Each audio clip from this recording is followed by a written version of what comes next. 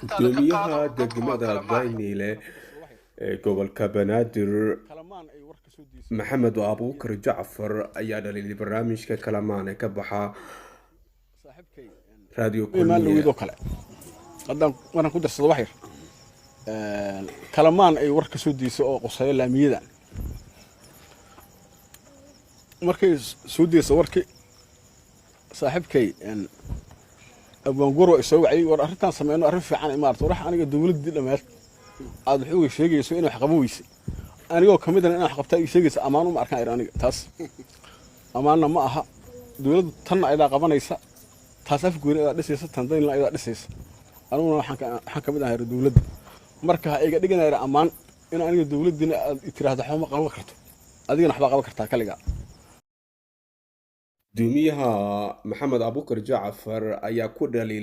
ku eedeeyay milkiilaha radio kulmiye Abwaan Guure in waa matashil oo ka bacdi wuxuu ku soo xijiyay marka inuu war xumo badan soo daayo oo mid soo wareysto anigu meel iska joogo oo qof walba oo tagu yira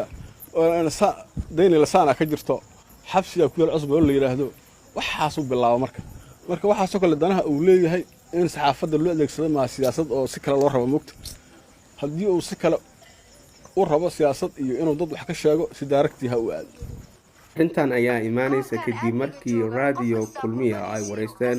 qaar kamid ah dadka degan degmada Daynile oo cabasho ka gudbinaya gudoomiyaha ayaa arintan iska fogeeyay wariye Cabdinaasir Maxamuud Xaaji Axmed Kujuufa dulqaad media